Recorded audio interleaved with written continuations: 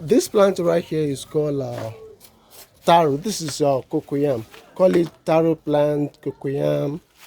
But that taro is very, very common. But here in Nigeria, we know this as taro, and it's a kind of a kind of vegetable that you find the edible part of it at the shoot of the plant. Now you can see the leaf. Now because of the season that we are now, this leaf used to be very, very big than this. Like for example now, for this one I'm going to put as an example now, the leaf is not too big. But I'm going to show you the one that has very big leaves, like this one now. For this one, the big leaf is dried up. So the new ones are just coming up.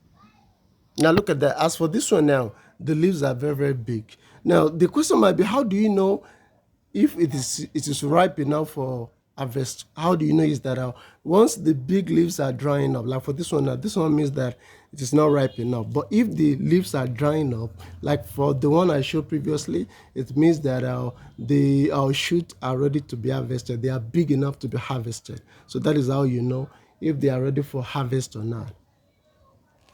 So I'll be operating the plant now so that you see exactly how it is at the shoot.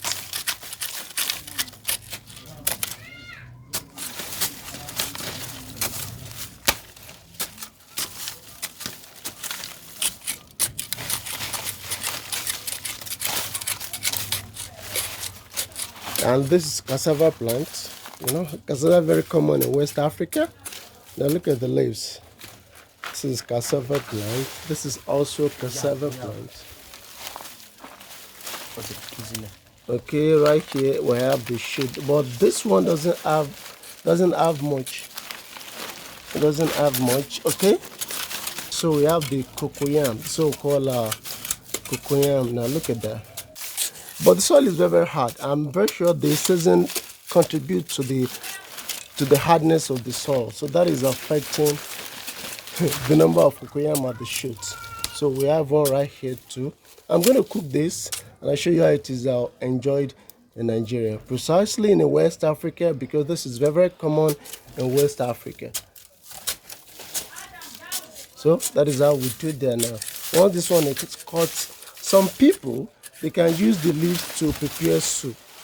Yes, they used to prepare soup, and they pound. Once they boil the taro or the cocoyam, they will pound it and they use the soup to eat the pounded yam of the pounded cocoyam. It's very, very interesting. All right, this is the tuber from the taro plant. The only one that I got from the plant that I showed in the video is that was the only one I could get. We are not actually in the season of the taro plant. If you're still an average Nigerian that you want to buy taro, they'll be looking like, oh, what is taro? We call it cocoyam here in Nigeria, and it's a tuber vegetable. Yes, it's a vegetable. You can see that. So it's very, very common in West Africa and some other countries in Asia. Yes. It's very, very common. And how can you enjoy this?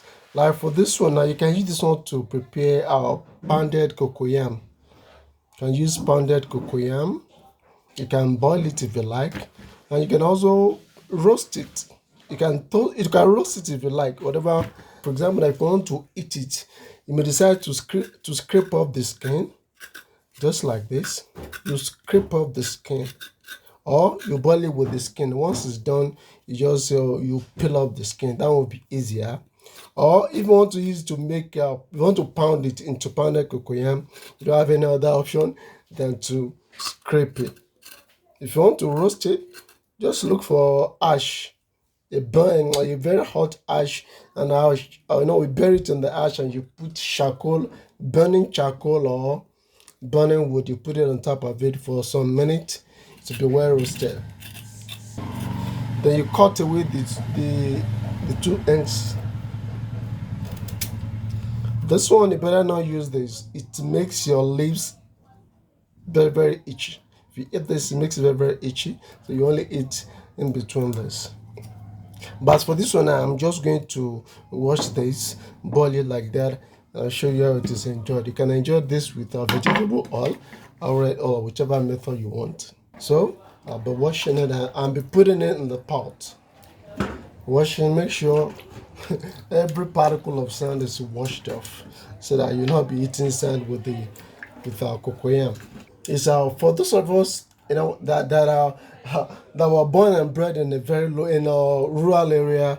This is special recipe for us, a special delicacy for us, especially if you want to use it to prepare pounded cocoyam. You want to use it, but there's a kind of there's a state in Nigerian that is known that this pounded cocoyam is very, very popular there, and the state is called Ekiti State. In fact, as I heard, if you go there, majority of the homes there, if you go there as a guest, you are going to be entertained with pounded cocoyam. That is what they use to entertain you. It is their logo, you know. We have that. As I said, you can use the leaf of the plant of the taro plant to make soup. Once you use it to make soup, then pound it, cook it or boil it, pound it. You're going to enjoy that. Then the wants to see something like this one is not good, or you got to cut it off. Okay, so special vegetable in Nigeria here. It's very special. Along with cassava that we use for making gari. Cassava used for making gari is also from the root of the plant, cassava tree. It's is an important plant in West Africa, believe me. It's very, very important, especially for those of us living in the rural area. You add water to the washed taro vegetable. So depending on the quantity will determine the quantity of water that you're going to add to it. Just make sure that all the cocoyam is below the water. Just make sure that now. Now, depending on how hot the heat is, this may be done in the next 30 minutes or probably 45 minutes. That I'll be checking it intermittently to know when it is done. Once it is boiled soft, but you'll be hearing the aroma, that means it's totally done. So I'm going to leave this for 30 minutes and I'll check back to see if it is done or not.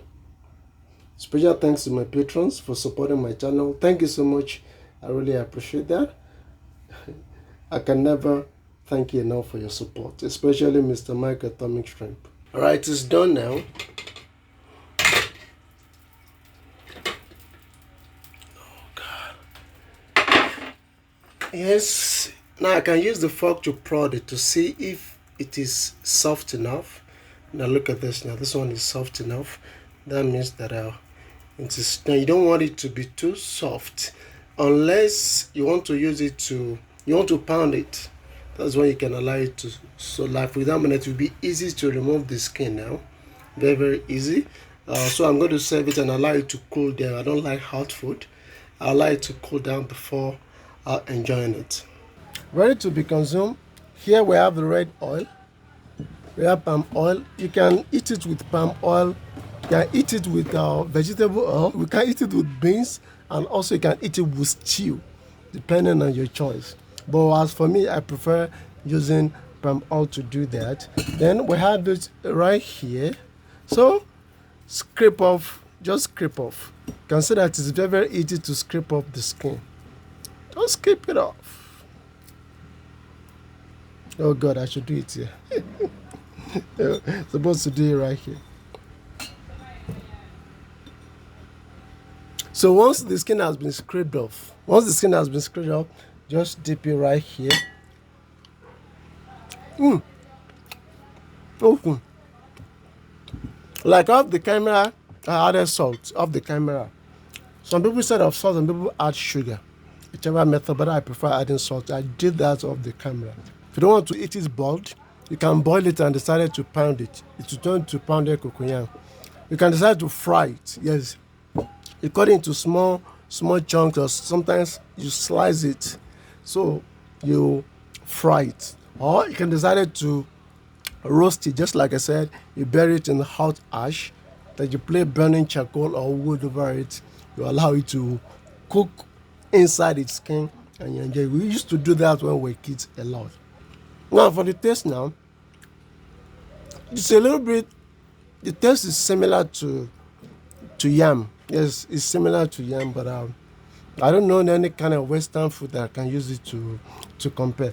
It is starchy, of course, starchy, but the starch in it is different from that of rice starch.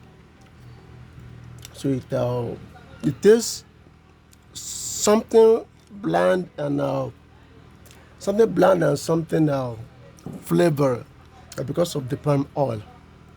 It's good. And I would like Mr. Mike to try this if he can. If he can find the Taro or Cocoyam at the international market in UK, I would like him to try this. All right. Thank you for watching this video. My patrons, thank you for your support. I really appreciate it. And those of you that also bought me coffee, thank you so much. And I'm sorry for the background noise. Apology. And you as a noisy country, we use generator and Okada a lot. So see you next time.